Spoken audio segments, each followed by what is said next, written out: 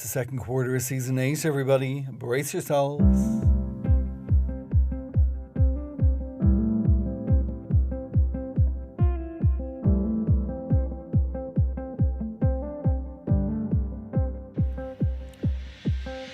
Poetic peeps and gentle persons, in-betweeners and nonconformers, genders all and genders equal. Welcome to Each of the Storms, the poetry podcast. My name is Damien B Donnelly. This is season 8 and today we're celebrating episode 6 already. The seasons are flying past, but thankfully we're a podcast and you get to tune in whenever you choose and on whatever platform you prefer, including Spotify, Apple, Google, Breaker, Podbean, Player FM, Overcast, Pocket Cast, Castbox, Podcast Addicts and iTunes. Today we have a Portuguese poet who lives in London, bringing Chopin waltzes to our palms. An American poet bringing us sourwood trees and honey. An Irish poet who talks about houses that are forever homes in our hearts. And an English poet now based in Belgium while teaching in the Netherlands, talking about love, loss, and the hard drives we have to take to make it through this life that crisscrosses over, around and through each other. So for the next hour and 20 minutes, put the exterior weather storms aside in place of this poetic space. Make sure the tea is in the cup, the whiskey is in the glass and the cookies are on the plate. My name is Damien B Donnelly, this is Eat the Storms and I hope you enjoy the show.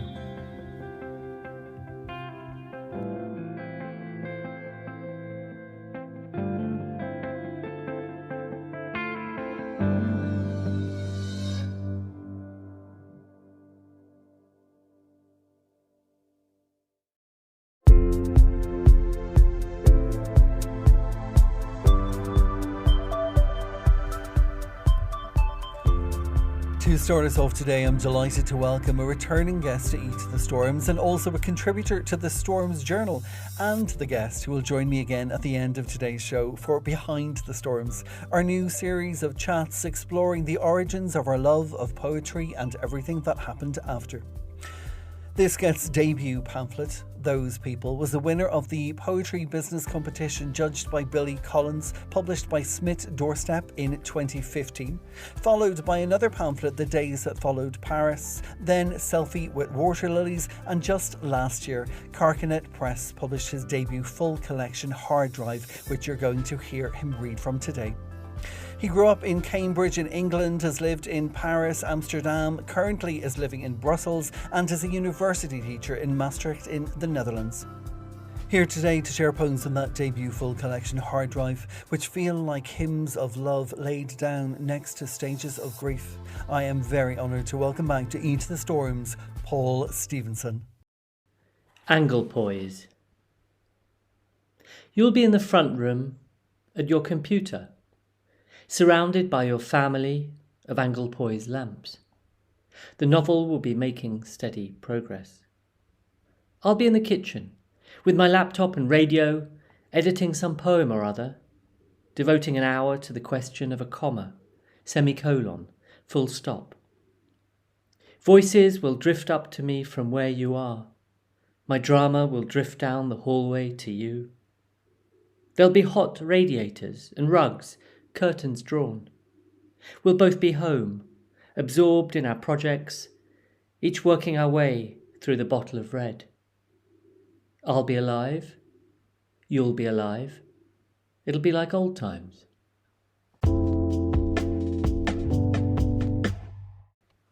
Signature. In his sleep, except he isn't really sleeping, that's just what we like to tell ourselves.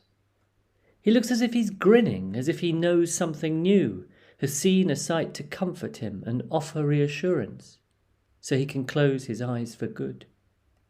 Or else he's understood, once and for all, what us lot don't, that this here is one massive joke, some lame farce from the beginning. I wouldn't be surprised, because he had his own sense of humour, black. In the mishaps and embarrassment saw the human comedy, relishing the doddering and stumbling of others, their sticky situations, how they keep on talking, words making it worse, digging a hole for themselves.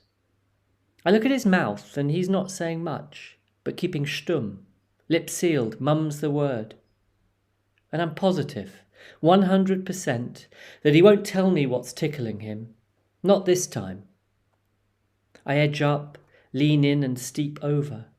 Allow myself to touch his forehead, lay my palm flat on the long fringe, and with my thumb caress each fine brow, stroke them in the right direction. Feel the love, cold and wet from refrigeration. Grief. It's not what it used to be. Because it used to be gravel, flicked up by a spinning car tyre that punctured your heart. It used to be a hungry gruffalo that flattened you when you went for a walk. We're talking weeks, deep in a grotto with underground lakes, nothing but the drumming of stalactite drips drilling into your head. Back then it was the garbo of all garbos. I want to be alone, forever. A grueling Greek tragedy in 3,000 acts. It used to be day 4, and gripped by sorrow. The desire to drown yourself ungraciously at Hampton Court Lock. Officialdom. This case file is not concerning. It is not about. It does not regard. This case file is not relating to or pertaining to the matter in hand. This case file is touching the death of. And like a forefinger on the lips, I am touched by its usage, how it seeks to soften what is so hard. Grief as two sides of the Atlantic Ocean. This side me, that side them. This side 10 o'clock, that side 5. This side work, that side retirement. This side students, that side antiques. This side mobile, that side cell. This side pub, that side bar.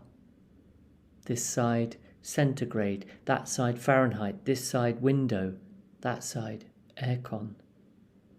This side post-mortem, that side autopsy, this side aeroplane, that side airplane. This side mash, that side grits, this side stone, that side pounds, this side pan, that side skillet, this side shops, that side stores. This side license, that side license. This side pills, that side drugs, this side jug, that side pitcher, this side duvet, that side comforter. This side autumn, that side fall.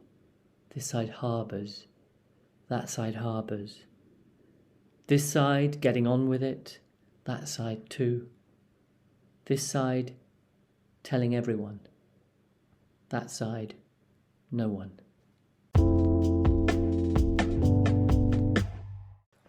Clinically proven. I take your face creams. They're in the bathroom drawer, some empty, some on the go. Your Regenerist serum for neck and jawline from Olay. Your Regenerist 3-point super firming serum from Olay. Your Regenerist micro-sculpting cream from Olay. Your Revitalift concentrated serum from L'Oréal Paris. Your Revitalift Miracle Blur oil-free instant skin smoother from L'Oréal Paris.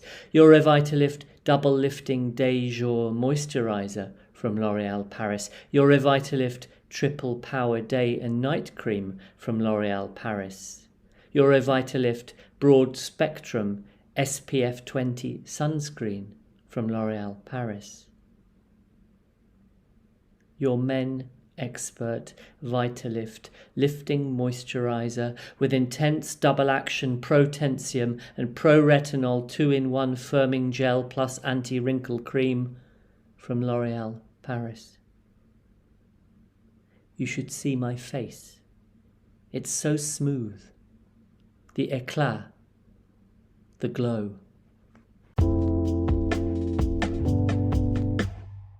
Enter the gyre. They estimate that about 1.75 to 2.45 million tons of grief enter our system each year. Grief is twice the size of Texas and 3 times the size of France. As grief is discarded into the environment, its concentration continues to increase. Much of the grief is less dense than joy, meaning it will not sink beneath the appearance of happiness. The strongest, most buoyant grief shows resilience outdoors, allowing it to be transported over far distances. It persists at the surface as you make your way round, carried by currents and gathering, accumulating and forming the giant human patch of grief. One day, all the grief collected enters the gyre. It is unable to leave the area, degrades slowly into small pieces under everyday effects of waves and sun.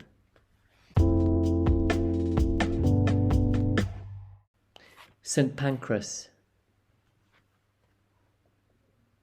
I want my time with you for a coffee in St. Pancras. I wanted my time with you over coffees in St. Pancras. I wasted my time with you during coffee in St. Pancras. I fasted my time with you sipping coffee in St. Pancras. Fast was my time with you, quick coffees in St. Pancras. Fate was my time with you, the last coffee in St. Pancras.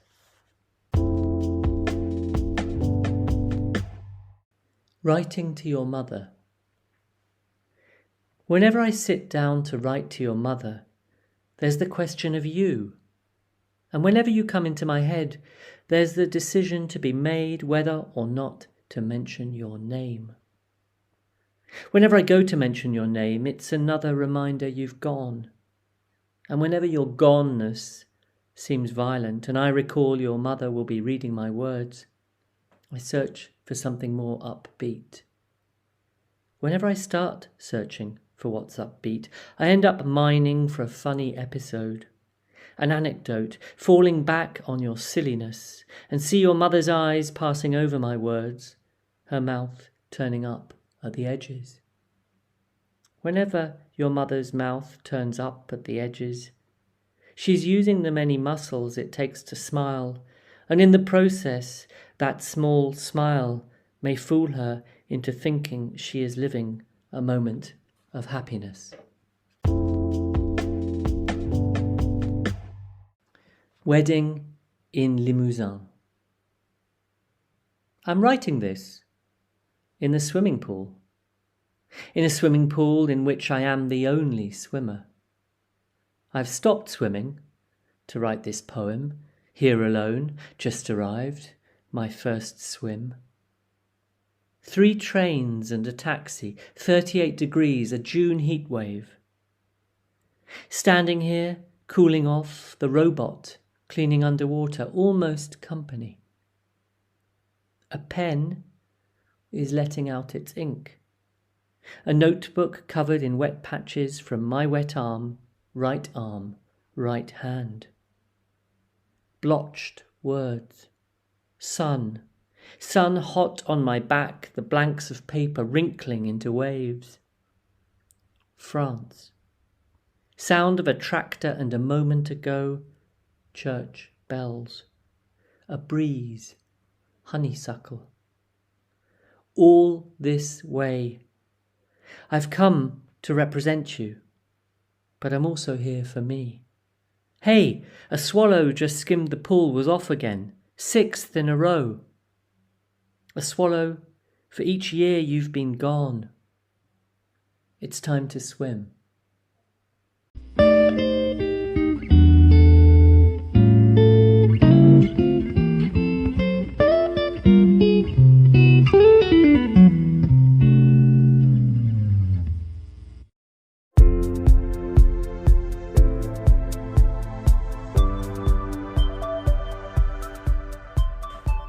For our next guest, we are taking flight and heading across the Atlantic Ocean to settle down in North Carolina in the United States for a new voice to eat the storms, whose work has appeared in places like the Kenyon Review, Magma, Bath Mag, and her debut collection, from which you're going to hear poems today, Dame Julie Andrews' Botched Vocal Cord Surgery and Other Poems, has just been published by Two Rivers Press, and just for the title alone, it deserves to have a place in your bookshelf. So sit back and settle down under the sourwood trees and honey, ghosts and grandparents and lots about losers. This is the co-organiser of Reading's Poets Cafe, currently researching tarot card phrases for a practice-based PhD. I'm delighted to welcome to Eat the Storms, Katherine Meehan. Hi Damien. Thank you so much for the chance to read for Eat the Storms. I'm such a big fan of the podcast, so I'm really delighted to be able to share some of my work here. I'm going to read for you a couple of poems from my first collection, Dame Julie Andrews' Botched Vocal Cord Surgery and Other Poems. It was published with Two Rivers Press in 2023. The collection kind of came together in the shadow of some personal losses and failures, and I didn't really set out to write a collection about losers, but that theme started to emerge. So I decided I would kind of double down on it and really explore what it means to be a loser in all sorts of ways. The first poem I'm going to read is called Sourwood. This was first published in the online journal Anthropocene. Just a note on the title, the sourwood tree, it's a kind of shrub really, and it grows in the Appalachian Mountains near where I'm from in North Carolina. And there's a kind of honey you can get from the flowers, and it's not very sweet. This poem is from my dad, who died in 2020. Sourwood. It is embarrassing that I expected to see you, though our cars are parked a quarter century apart, and each is fastened to its moment. The view from here, as far as I remember, was blue trees for miles. A trick of isoprene, of atmosphere, of light.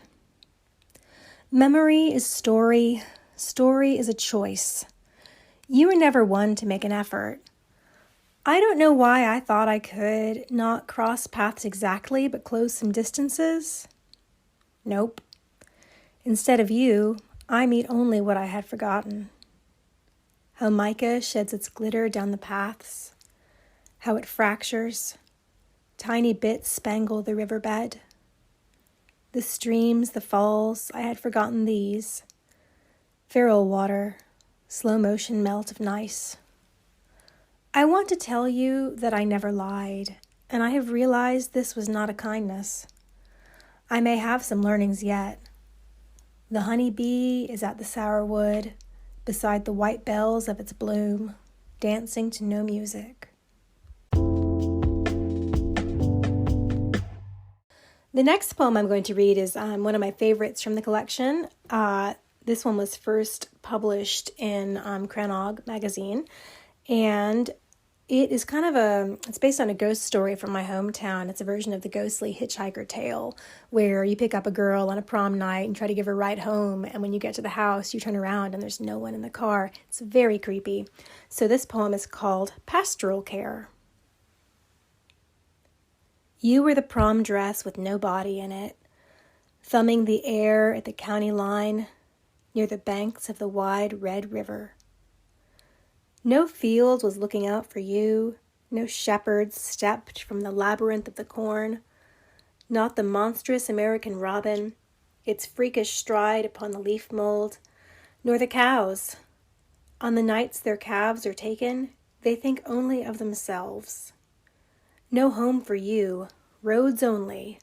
Life is a golden pickup truck, you said, as golden as a hay bale heated up in the deep core, liable to combust. Oh, honey, you were the love song, hitched to the tree frog's chatter, consort of the unpaved trailer park. Joy riding the fog beyond the chicken yard, you were the mist that sighs upon the windshield glass, the midnight voice crackling with lust, the cosmic pulse amidst the radio static, when even the power lines had turned their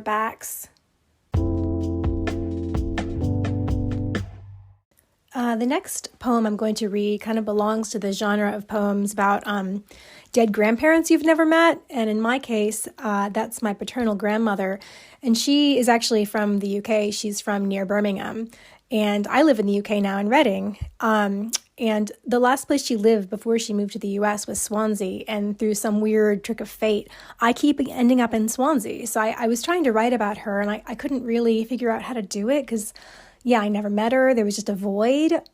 So I try to think about what we might have in common, like, I don't know, a spirit of restlessness, perhaps. So this poem is called The Opposite of Ocean.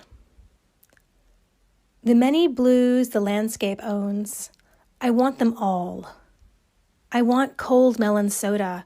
I want to be a bride, to drive cross-country with men, make a scrapbook. I want the Frito Misto at the Gower Seafood Hut. Attachment, I inhabit cattywampus, leaking brainwise, a dissociative transatlantic shock. I hold to nothing, plonked, happily sinking in the estuarine sediment. Land sick, the beach sways from the knees up. Get me a windowless interior room, the sewage smell of ship's water. I want actual dolphins, white horses made of waves. I spend entire work days whistling into the storm.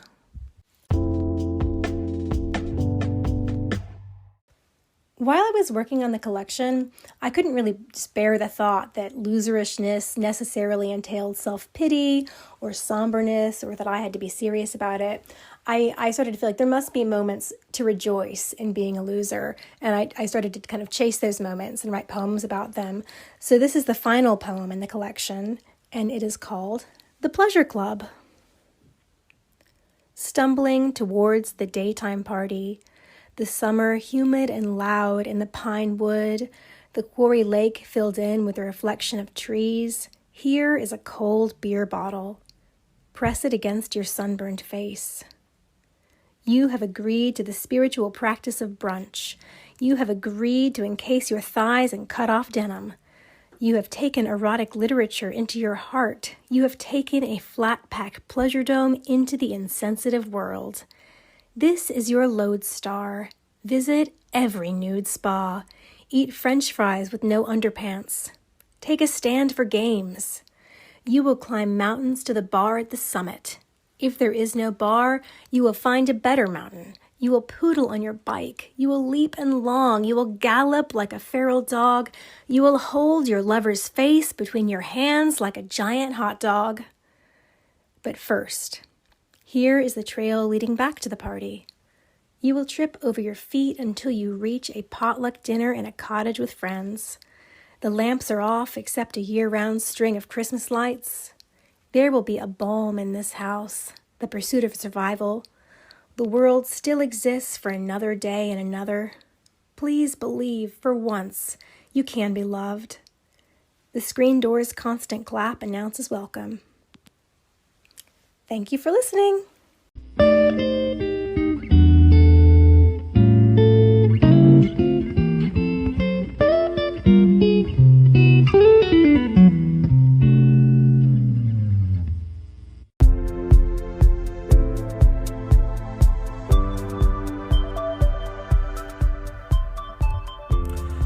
We are coming back to Ireland now, welcoming another first-timer to Eat the Storms, this time the author of two poetry collections, both published by Salmon Poetry. The first in 2017 called After the Fall, and the second at the end of last year called Hair's Breath, from which you're going to hear poems today. Poems which seemingly arrived when this writer was off supposedly doing a prose retreat. Never be prepared seems to be the lesson here for what may arrive. He is the author of the short fiction chapbook It's Not Me, It's You, the novel River Run, which was chosen as the winner of the Irish Writers' Centre Novel Fair in 2022.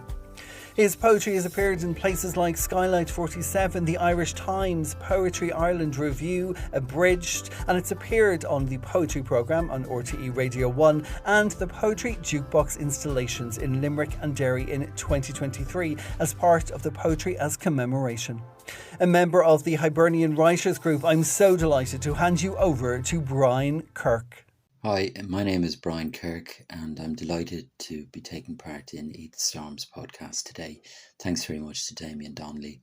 I'll be reading from my second collection, Hair's Breadth, and I'm going to start with the title poem now. A poem that I wrote last year while I was in Kilreelig, when I was supposed to be writing a novel, and I suppose it's about creativity, or the spark of creativity, and where it comes from. Hair's Breadth. I came here to work, but needed to stop. That first day, tramping up Bola's Head, mentally pulling together the threads of an unwritten story, trapped between ocean and mountain, eyes bent to the road, sheep droppings bunched like black grapes. I walked as words withered, eyes scanning the cliffs and those sheep, improbably balanced on a craggy incline. Hooded crows fought the wind. Then I saw her, shapeshifter, iambic, limber, crossing the hill. Frozen, lungs filled with wind, a hair's breadth, I held it a moment before it escaped. The second poem I'd like to read is called Belturbet Under Frost, and it's dedicated to my parents. A lot of the poems in the early part of the collection are to do with place and family and community. Belturbet Under Frost, for my parents, Terry and Anne. I marvel at the flawlessness of things, his shiny shoes, kind words, the cap he tossed in her direction, and the songs he sings that take him back. Belturbet under frost those winter mornings when he'd leave his digs, visit her shop before the Belfast train, the street in darkness still, to purchase fags, but really to see her. He can't refrain from idling in the warmth of her shy smile, while the gruff owner indicates the time. Shouldn't you be on your way this while? He lingers by the door as the sun climbs over Kilkenny Bridge and Rushing Earn. The stations pass. She waits for his return. The next poem I'd like to read is called Sundays in June, and it's about that adolescent time, I suppose, when Sundays seemed interminable. Sundays in June. When summer Sundays leaned into evening, the sky was clear, the light began to dim a little, and a tired silence occupied the best chairs in the house, leaving you uncomfortable, distracted. If only night would fall, if only day would end, you might stay home. The TV was no help, so you went out into the backyard where nature pretended to exist. The cars on the main road called out to you, sending you back to your room, where you counted out the few remaining notes. The bus would be passing in half an hour. In the town, the amusement arcade would be hammering the senses. Pubs would be filling up, drinkers spilling out onto the sandy street, red faces soaking up pints, and the last rays of the sun, as if nothing else mattered. The next poem I'd like to read is called The Last Days of Pompeii, and it's kind of a State of the Nation poem that was written in something of a flurry, and it's addressing a lot of different things that were going on in the world at the time. It owes a bit, I think, in terms of how it's delivered to Kevin Higgins, the late Kevin Higgins, who was a great supporter of poets in general, and of me as well, which I much appreciate. The Last Days of Pompeii. You have the right to remain silent, but you should really speak. The barbarians are at the gate, and plague is rife among the soldiery. Remember, anything you say may be used against you in a court of law, but who cares? There may not be a court anon. Titus will be dead within the year, a victim of his brother's ambition. You could go to Pompeii, kill some time in the brothels there, rely on Pliny's ships to save you when Vesuvius erupts. But Terramata will always find you, take you when you least expect it. You've ignored her for too long, shrugged off the views of sages, laughed at those who demonstrate their worries for the future of the empire.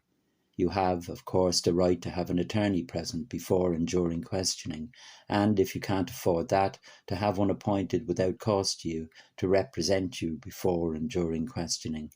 By then it will be far too late. Domitian will be laying down the law, upsetting the elders in the Senate. Disease will bed in for the long winter ahead. You have the freedom to die quietly, infecting others as you go. And when you die, we'll bury you gratis in a convenient mass grave. Religion? Don't make me laugh. We are as flies to wanton boys, etc. They promised you the rising tide, and it will come like a tsunami across the Bay of Naples. The trickle-down has been delayed, but it can be procured at a price no one can afford. I'd like to finish with the poem called The Invisible House, and it's the final poem in the collection. It kind of ties up, I think, the whole future, past and present of the collection. And it's a poem that's very close to my heart. It's about the house I grew up in. The Invisible House. In dreams, I take the train from town, shunting through grass embankments to the station. Signal box, footbridge, goods wagon in the siding, the roof of station house visible behind hedges. I'm walking down the lane that never had a name, where a huge ash dwarfs the entrance to the backyard. Flat roof extension, the old timber shed built from creosote-leaking sleepers, the garage we called it. A block outhouse with toilet attached, open steel tank on top filled with rainwater, sludge, dead leaves. And out in the field, the black shed, caving in, where we fattened pigs for market. A yard of gravel and muck with no path to the door. Open it. What do you see? Bare rooms where all stories began. Up the hall to the scullery and into the kitchen, flagged yellow and red, blackened by years and the comings and goings of feet careless of time. Year after year we came and went as regular as the trains, the house filling up only to empty again over time, like rainwater in a barrel. Now it is a shell, a perfect multiplicity of difference, shaped around the body, snug and protective, warm and affecting the senses in ways that can't be explained. The kitchen hums an old song I can almost remember, cold as the pots that hang in the scullery, warm as the cold-swallowing range.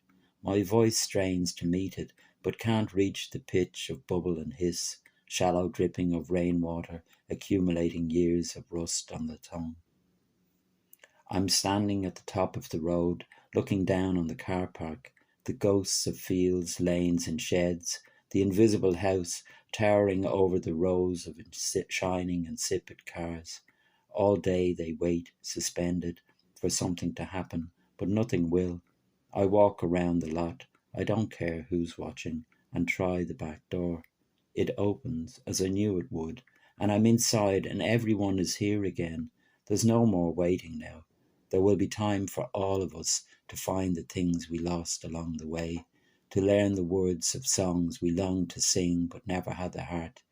And we will sound okay, better than we thought, and we will laugh at ourselves, and only at ourselves, and laughing, share the joke with others. Thanks very much for listening.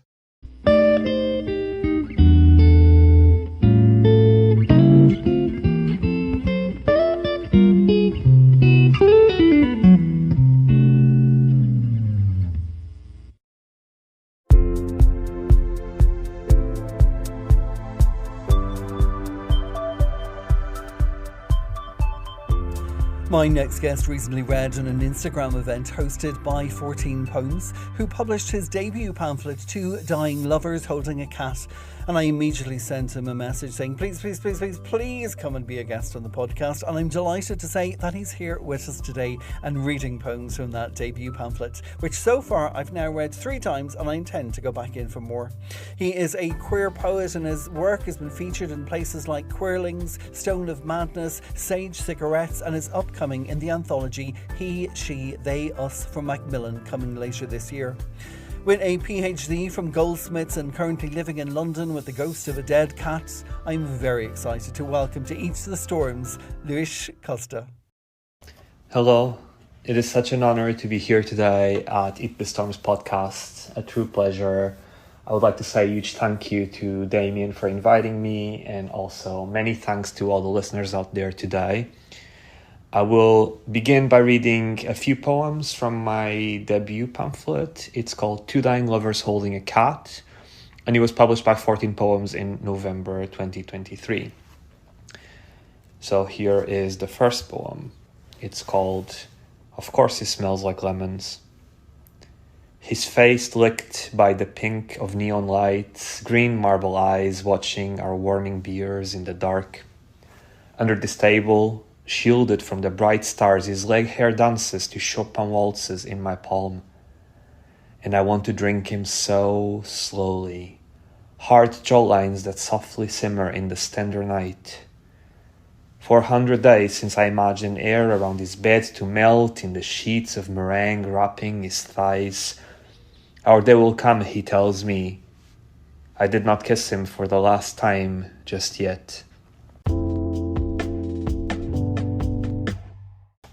The second poem I will be reading today is one that I don't think I've ever read as part of the events which I've done following the publication of the pamphlet.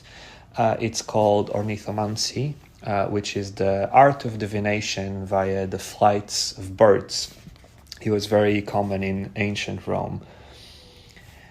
Ornithomancy. We are watching planes in the park, following currents, lost and found.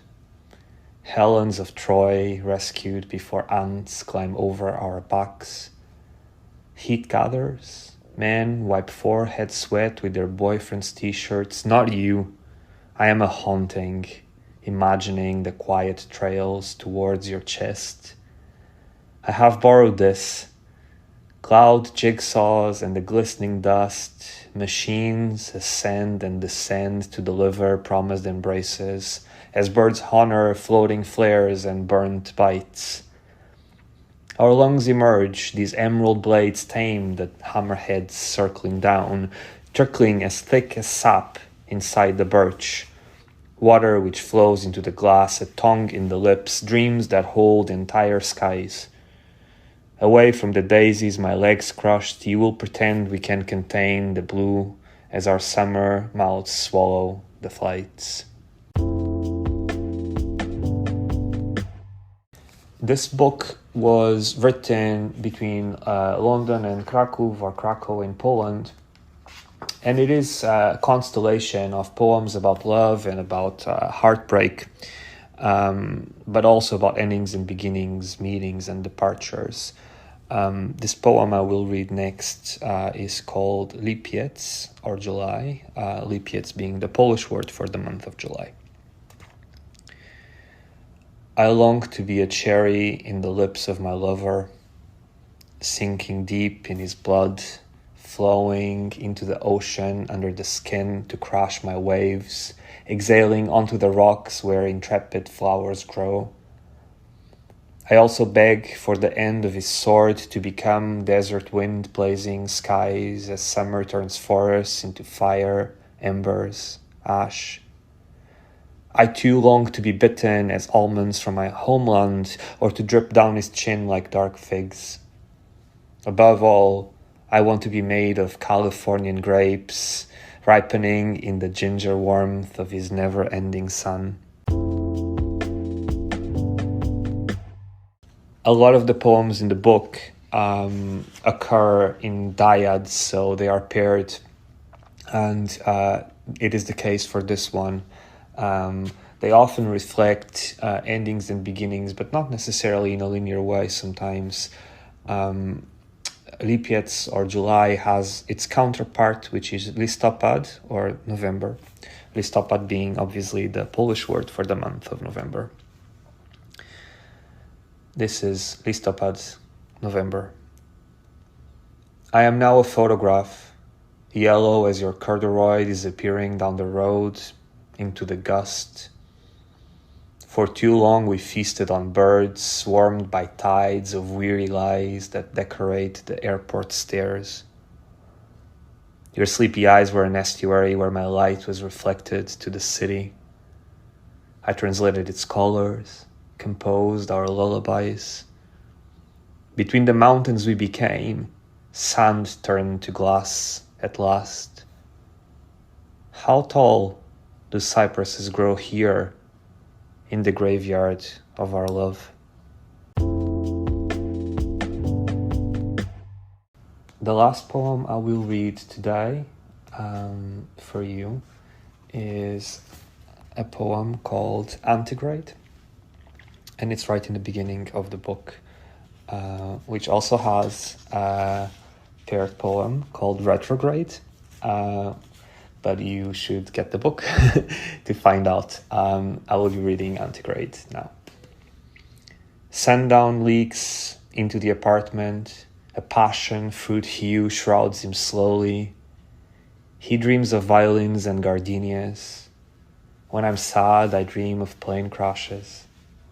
Maybe I travel to the day Dolores left so I don't have to feel the rain on the night he will. Should I take a photograph or choose to remember? Maybe next November when I open my birthday wine, 6 days too early. There will be fireworks in his eyes and a purple glare from the off-license sign painting his face, now a map of a country that no longer exists. He would whisper, "We must break the leaves, light the bonfires. Maybe next November you will be striding. It only drizzles, but he is buying his new boyfriend non-celebratory wine. His mother died. Hands under the jumper, I hold him now, bearing music in new gardens.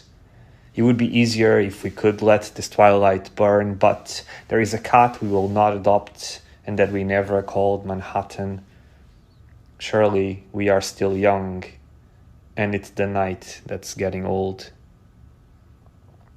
Thank you so much. I am Luís Costa, and it's been a real pleasure to read for you today.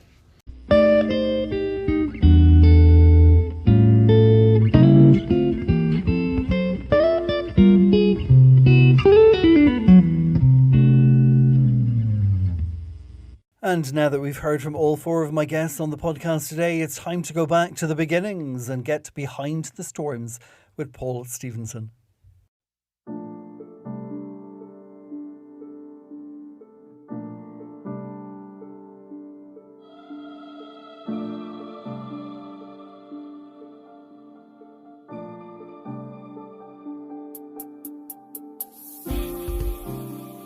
Today, joining me for Behind the Storms is Paul Stephenson, whose debut pamphlet, Those People, was the winner of the Poetry Business Competition, judged by Billy Collins, published by Smith Doorstop in 2015. In 2016, he followed that up with The Days That Followed Paris, published by Happenstance, reflecting on the November 2015 Paris attacks. In 2017, he won the Paper Swan Press Poetry Pamphlet Prize for Selfie with Water Lilies, and last year, Carcanet Press published his debut collection, Hard Drive, an examination of death, grief, loss, of which Sean Hewitt wrote, "Stevenson looks death in the eyes and holds his nerve like few others."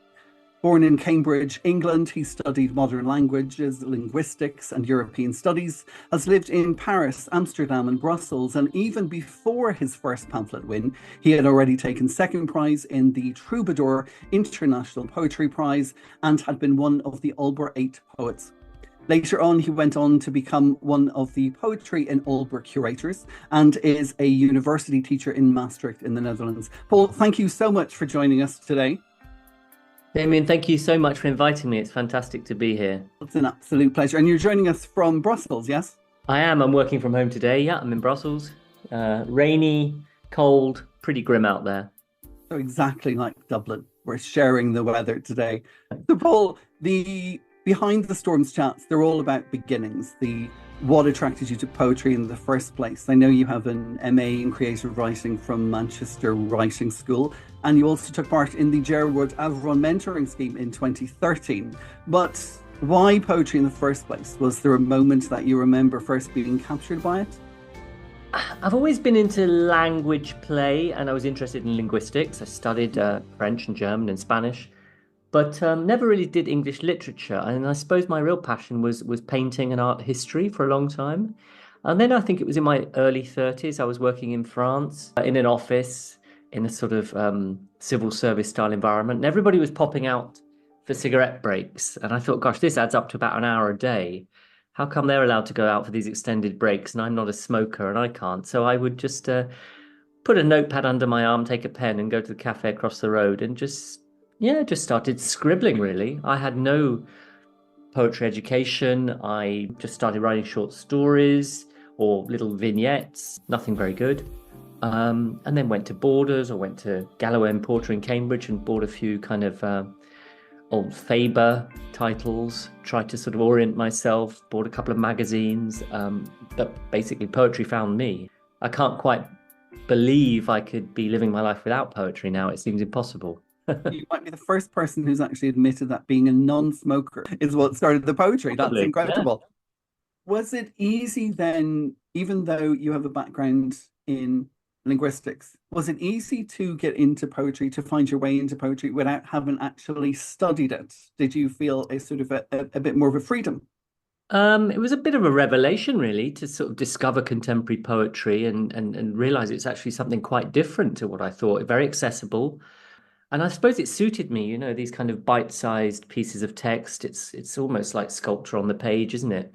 Making a little machine. And I guess I moved to London in 2009, 2 or 3 years after sort of beginning to find my way in poetry. And that helped. I'd go to the Troubadour fortnightly reading series, go to some things at the Betsy Trotwood, try to go out and about and meet people, do a few writing classes maybe with the poetry school.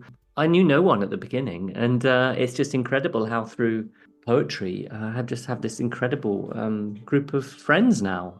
And in terms of then submitting to the poetry business competition in the first place that you actually won, how much courage did it take? Did somebody encourage you to put together the pamphlet? Was it already there? Well, I suppose I must acknowledge, of course, Peter and Anne Sansom, who run the poetry business.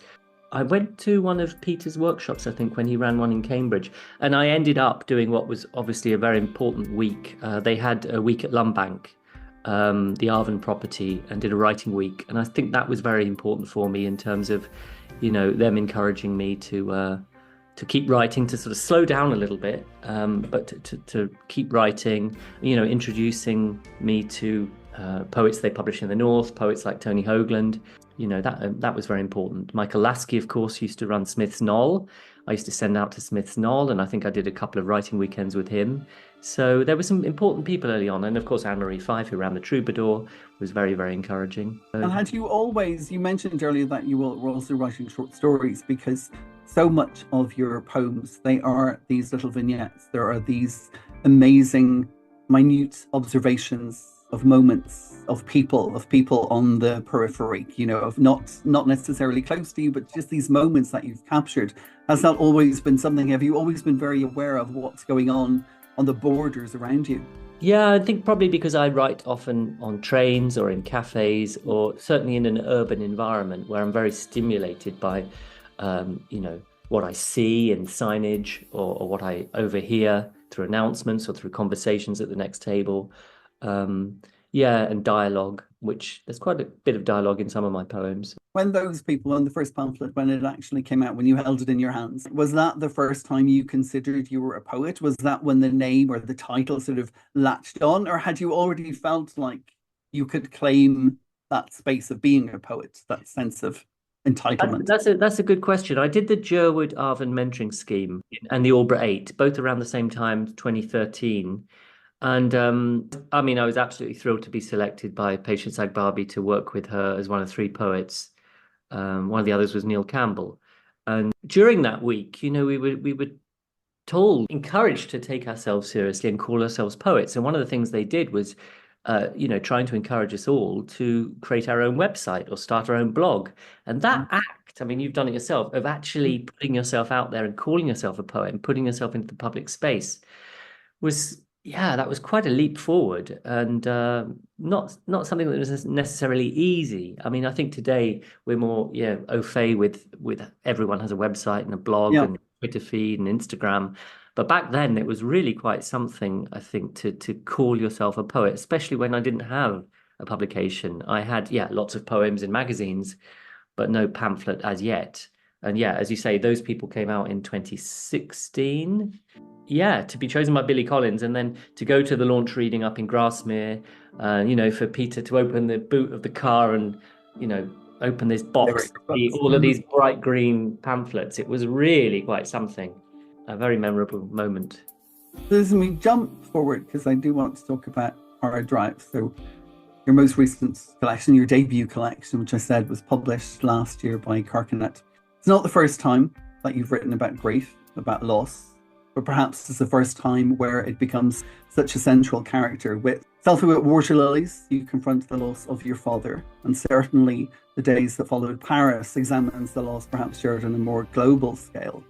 But as within those people, you've interlaced all of those with these observations, as I said, about the everyday, the others, the absurdities, the communities, the overweight uncles, the school kids, the passwords, the brilliant poem that we'll talk maybe about later about beetroots. And of course, all this with this overwhelming skill of crafting every single line so perfectly. It's like watching a sculptor form your poems. You still retain all of this in Hard Drive. You still have these examinations, these incredible observations of those on the outskirts, the administrators, the funeral directors, the doctors, the taxi drivers. All these moments that perhaps allow yourself and even us as a reader to be able to distance ourselves at times from the grief that you say yourself in the poem is about 2 times the size of Texas. So it's a collection about the death of your long-term partner, Todd, at the age of 38. You said yourself that this wasn't the collection that you expected to write, but it turned out to be the collection that you had to write. Maybe you could tell us a little about those hard drives. Yeah, I think, as you say, a lot of the things maybe that I'd been trying out in those people and The Days That Followed Paris and Selfie, maybe I was channeling, trying stuff out, experimenting, playing around, and learning my craft, and then channeled that all into Hard Drive, where I had one particular subject I was always writing about. With every prompt, he was there sitting on my shoulder, and I was channeling grief. What made you first write it? I had 2 manuscripts on the go. I sent 2 manuscripts to Carcanet, actually. One was a manuscript of sort of the best of my work over, I think, 10, 12 years, called Auto Routes, actually. 6 clusters of work on different themes. And then I had this other manuscript going on. And many, many of the poems I'd been workshopping during COVID with my Saturday morning group. We went online in March 2020, and I was sort of in 2 minds. What should my first book be? What happens to all this work if I don't bring it together and I put the Todd poems out? So I sent the manuscript Hard Drive to Carcanet, maybe thinking I was all subconsciously self-sabotaging, actually, by saying, look, this is the other manuscript. If I know when you take poets onto a list, you want to consider, do they have other future work? Here we go. And when we spoke 6 months later, they said that they felt that this was the manuscript that was original and the one that we had to foreground. And some of my poet friends had said it has to be these poems. And I thought, yeah, I mean, if I only get one book ever out there, these are the poems I want published before I get hit by a bus. Yeah. These are the ones that really matter. How was it in planning? So it's broken down into 6 sections. Your first 3 are in chronological order after Todd's passing. Then you jump back and you give us this insight into the relationship, and then it zooms out again. Were they already in place when you were approached, or there were 5 sections originally? The 6th section, which, as you say, zooms back out and looks at me as a writer from afar, kind of thing, and contemplates the whole act of writing grief and makes poems from that. That I sort of added as a 6th section. At one point, I thought maybe, because this is getting big, this is a big book, and I think one of the reviewers has said it's too big. You're right. There were 3 parts that look at the performances, rituals, and people engaged in these, in all of this that you have to do when dealing with the death, and then it goes back in time to explore the relationship. And I thought maybe that would be a sequel book, that I would have a book that goes back in time afterwards, a prequel, kind of a prequel sequel kind of thing. But I think friends said, we need to know more. We want to know more about the relationship itself, and that will give the poems earlier on, when you reread them, more meaning as well. So it was important because it is pretty hard going, a lot of the content, even though I try to come at it slant, or, as you say, drawing on the absurdity of some of these situations and the very self-indulgent nature of grief. But I felt it was important to also celebrate the good times, and look back. And I heard you saying about it, you said that it was a dialogue with the dead. exploring the absurdity of life and death, but rather funny enough and self-indulgent journey, I suppose, as grief always is. Yeah. You know, it's always about the me now in this situation as opposed to the person that we've actually lost. But I think what struck me most was that you said it was also a continuation of a relationship. And that struck me because I found it was so tender, so beautiful. But what struck me most was that I felt because you put this down, you laid your grief down in the book, but you interlaced it with memories of your relationship. It means that by putting that out there and giving it to us as readers, the relationship also continued on in us because we then become the carriers of these memories that you shared with us. So it became almost a global continuation of a relationship. That's a really interesting observation. Yeah, it's true. It's out there now. So that relationship is out there and belongs to everybody in a way. I mean, yeah, I think also because Todd was a writer, you know, he'd written short stories, he'd published quite a few academic articles, he was writing a novel. It felt also that, you know, a collaboration. We're writing this together. I'm drawing on. I'm not just inventorizing, but I'm drawing on everything, all the richness of what we had, and collecting it together, you know, for posterity. Yeah, I mean, I'm the author on the cover, but well, I suppose in that same question, there also comes the question of, was there a moment of questioning? Did you want to share it? You know, was there ever a moment where you thought, maybe this is just mine, I don't want to let everybody in? Or yeah, it's extremely personal, of course, and you have to, with the poems, distance them sufficiently so that you are retaining a little bit of privacy. And obviously you embellish things, but everything is authentic and true in terms of the emotional heart of the poems.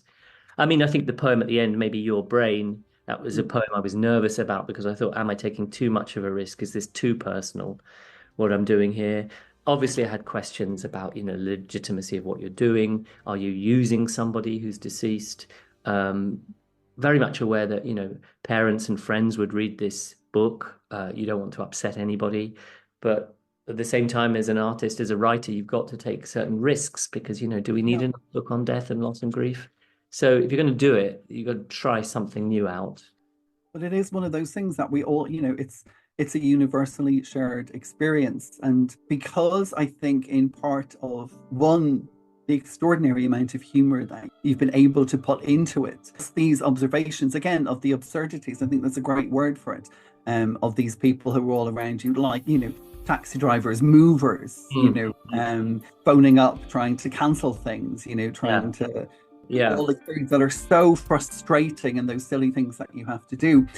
In case there's people out there who haven't seen it yet, I think what we must talk about maybe is the discombobulation that I think you've created within it in terms of how the collection is laid out, because that's also what keeps us on our toes. You have poems that appear sometimes horizontal, sometimes vertical, sometimes blacked out, sometimes crossed out. There's this perhaps a sense at times of wanting the reader to feel a little bit jarred, a little bit thrown. So we're not really aware of what's coming next. Was this sort of an intentional?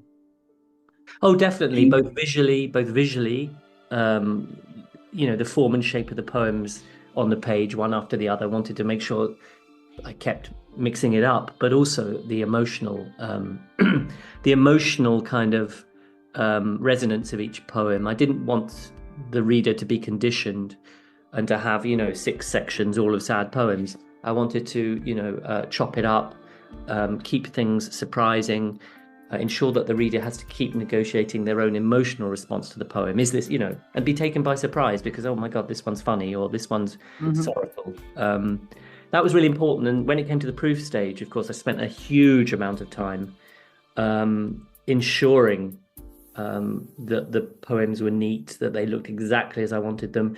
So in a couple of occasions, we've had to go down one font size or really reduce the margins back, to get every poem looking like it was if it was in a magazine, you know, originally. Yeah. Well, I think by doing that, every time you turn the page, there's something new, there's something slightly different, there's something slightly fresh. So it never, even, you know, if the book, you know, you hold it up and it's 128, is it 128? 128 pages perhaps, but it doesn't feel 128 pages because you're constantly, as I said, a little bit thrown. You're constantly like, oh, this is something new, this is something different. And even the fact that it's broken down into sections, you can take it in stages. Exactly. It reads It, like a novel, I think, in poems, in parts, yeah. at least the first three parts, and then, yeah, we go back in time. So it is linear, it is sequential. In Selfie at Water Lilies, the poem that jumped out to me the most, or the poem that just I thought this is such craft, was The Apprentice, the poem about beetroots. I think you've actually read that perhaps on the podcast a few years ago. An extraordinary poem because at the end of every single line is the word beetroot, but at no point when you're reading the poem are you hit with a beetroot. It doesn't feel clunky, forced. It doesn't feel overworked. And then in Hard Drive, you have a poem that's almost a little bit similar in terms of its layout, relationship as a covered reservoir. And there, that wordplay there is the word water that reoccurs at the end of every single sentence. But again, you sculpt it and crafted it so perfectly that you don't even notice it. You see it on the page, but you have to keep looking at the page because you don't hear yourself repeating the word. How long does this take to produce and perfect? I mean, it's hugely enjoyable. It's a lot of fun doing these kind of things, where you've got this one constraint, this anaphora, having this word at the end of the line. And yeah, with the beetroot poem, I mean, that's very much a poem of its time when we were all watching Apprentice with Alan Sugar. And yeah, you just start with a line, two lines, and think, can I keep this going? Can I sustain this? And there's quite a lot of enjambment in that poem. So, the sentence, the word beetroot is sometimes in the middle of the sentence, it's sometimes at the end, sometimes with a question mark or exclamation, or even hyphenated and split, as in beetroot scented perfume. So that was a huge amount of fun to write. And it's a huge amount of fun to read. Audiences always respond very well to that. The poem in the book, Relationship as Covered Reservoir. Yeah, I lived in on the top of Mount View Road in Crouch End on the top of the hill, and there was a massive covered reservoir at the end of the street, at the end of Mount View Road, and so I tried to use this reservoir as a metaphor for long-term relationship and the strains, the stresses, the unspoken pressures, perhaps, of being together over a long period of time. So again, I had fun with this poem, and I wanted to create a kind of heaviness, a kind of oppressive. I mean, when you look at those massive covered reservoirs, you just wonder, what on earth is it like underneath, in the dark there? Would you like to read one of them for us right now? No I pressure, could read that one if you like. Relationship as Covered Reservoir. All the years close to water, by a bulk of water, that hulk of water, flat water. Still water, being water, water in the dark, oblivious water, obviously water. Water where water should be, water with a roof, with walls, a body of water, shared water, everyone's water, neighbouring water, neighbourly water, water with grass on, you couldn't walk on, water close by, closed off water. Water behind railings, water off limits, supposed water, ought to be water. Take your word for it, water. Water under lock and key, padlocked water. Water with keep out signs. Official water, officious water, measured water, metered water, believed in water, believed to be water, hypothetical water. Water waiting, patient water. Water biding its time, well-behaved water. Weekday water, rainy day water, rained on water, going nowhere water. Water, treading water. Water concealed, unrevealed, new, no surprise, water. No twilight, sunrise water, no boats or swans water, nothing floating water. No running on water. Water not sailed on, no kids laughing water. Water you could land a helicopter on, take off from, drown a city with water. Water we presumed to be water, took for granted water, ignored for years water. Didn't think twice about water, blind to water, could have broken into water. Jumped up and down on water, hard water, difficult water, by itself water. A watery self, water alone, lonely water, encased water, with a lid on water, couldn't breathe water, or evaporate water, let off steam water, dry water, shy water, reserved water, quiet water, Some days not speaking, water. Water working, water not working. Getting worked up, water. Water, we ran and ran. My goodness. Extraordinary. Such weight and tenderness combined in both. I think wordsmith is definitely a word that needs to be applied to your talent as a writer. That's incredible. Thank you for reading that, Paul. And speaking of wordsmith, speaking of words and titles, Hard Drive. How did the title come about? I know you have the poem Hard Drive, but you think about it in so many different ways, from all the, from the literally the hard drives where all our information, our pictures, our memories are stored, to what has been almost reoccurring in some of your, even in your pamphlets, those hard drives, those journeys, the journeys on the motorways, the journeys with fathers in cars where you don't know where you're going to the journey through grief. Was Hard Drive always the title? It was possibly Anglepoise, which is the preface poem, but I felt that was a little bit too poised and poetic in the end. And Hard Drive was direct, it was immediate. Obviously, in the first instance, it refers to the hard drives that are in storage or that were in a kitchen cupboard for a long time, with all the files on, all our videos, all our life. But it's indeed the hard drives to the crematorium, to collect ashes, to go to the police station, whatever. It's the hard drives, to go to the mortuary, to visit the body. It's the need to keep going with something that's actually very long and arduous. The whole process of, as you know, getting the administration done, clearing things. Yeah, hard drive. A relationship is a hard drive. I mean, and it can be that in a positive way as well. Passionate and sexy. A hard drive.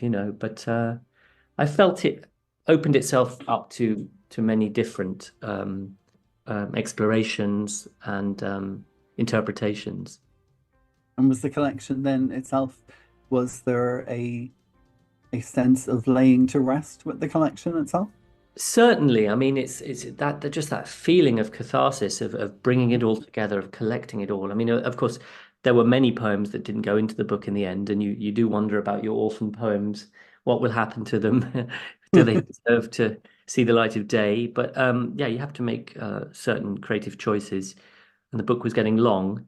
But it feels like I've laid something to rest, or at least I've created, I hope, something beautiful.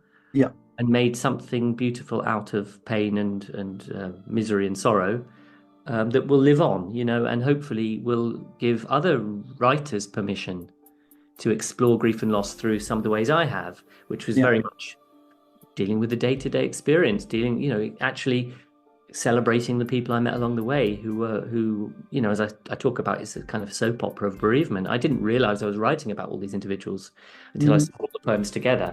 And it makes sense. I mean, if you go back to those people, and this interest in characters, personalities, people, that sort of makes sense. And I think when I did the launch, actually, Helena Nelson said, "Do you think you're done now, with Todd?" And I don't know. I don't foresee writing any further poems, but who knows what will happen in the future. Might be whispers. Speaking of the future, I know poetry in Aldborough suffered its own loss last year with the loss of Robin Boyd, but is there a hope for it? Is there a possibility of it returning again? We hope so. We took a year out last year. We'd already decided before Robin passed away that we'd realised we didn't have money in the bank to run a festival. We don't receive any kind of external funding, and it's an expensive thing to put on a festival. But we were absolutely astounded in 2022 when we were back on the ground for the first time after COVID in the newly revamped Ballroom Arts venue. But yes, unfortunately, last year we couldn't put one on anyway. Robin suddenly passed away, so we've taken a breather.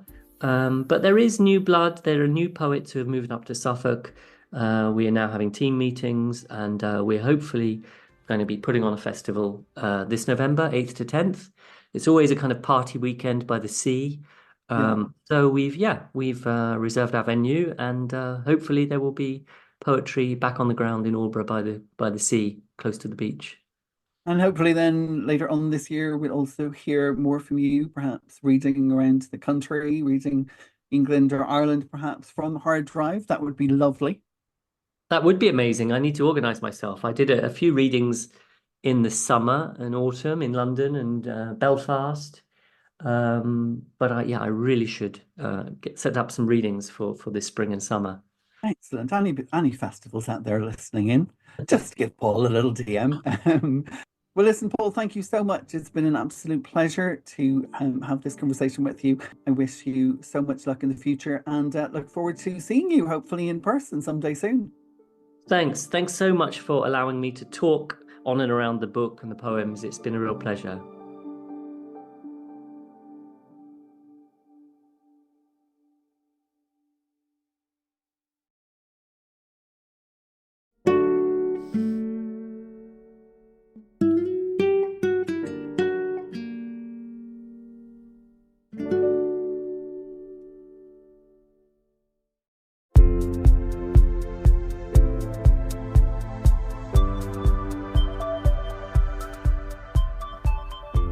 And now, just before we go, there's time for me to leave you with one poem, and I've decided to leave you with this poem in particular because it's from my debut collection, Enough, which Paul Stephenson very kindly wrote a blurb for, and also because his publisher for Hard Drive is Kirk Press, and last week I was at the launch of Eggshell, Victoria Kennefic's second extraordinary collection, and I thought this poem in particular felt like a really good fit for today.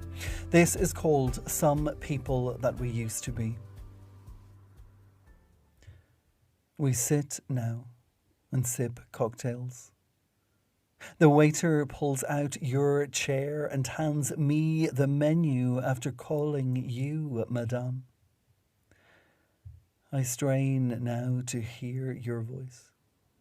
Softer, gentler, feminine, finding freedom.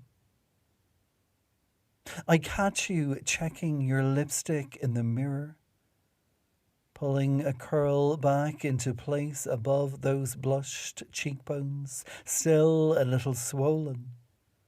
A normal evening in August in Paris, sipping gins and rums and telling tales, swapping stories in Korean restaurants that give us a brief taste of who it was that we used to be.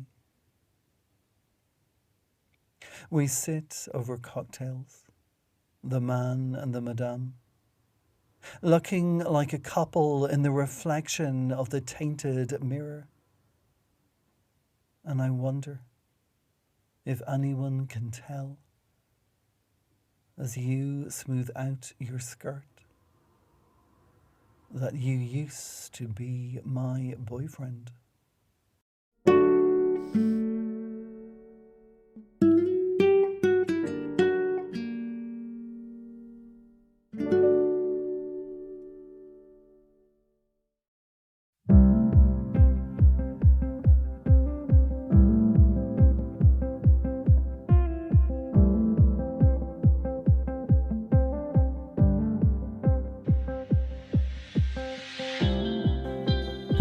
And gentle persons, in-betweeners and non-conformers, genders all and genders equal. We've now reached the end of another episode of Eat the Storms, the poetry podcast. Thank you all so much for joining me here today. I've been Damien B Donnelly, your host and producer, and I imagine you've tuned in on a platform like Spotify, Apple, Google, Breaker, Podbean, Player FM, Overcast, Pocket Cast, Castbox, Podcast Addicts or iTunes. As always, for details on all of my guests, you can head on over to our website, www.eatthestorms.com, and if you click on the Listen to the Podcast section, you will find a blog post for every episode. This was episode 5, season 8, and in that blog post you will find bios, social media handles, website links and photographs so you can find, follow and be fans of all my fantastic guests today. While you're over there, perhaps you might also want to pick up a copy of The Storms, or one of our printed journals of poetry, prose and visual arts. So far, we've had 3 exceptional issues, giving home to over 250 international artists. And later this year, we will be opening again for issue 4. Now, I say this at the end of every episode of Eat the Storms, but it's very important. Please don't be shy if you've enjoyed the podcast, and feel free to shout about it. If you've enjoyed it, if you think you know people who might enjoy it even more than you do, then please let them know. Shout about it, post about it. This is an international podcast, an international community, and here at Eat the Storms, we realise that the spotlight can only truly give off enough warmth when it is shared with others. So please do us a favour and share, scream and shout. Now, thank you once again to Paul Stephenson, Katherine Meehan, Luís Costa and Brian Kirk. Until next week, when we gather to welcome another 4 extraordinary visionaries to the podcast, please keep writing, keep shining, keep supporting, and most of all, make sure that you all stay bloody poetic. Oh, thank you.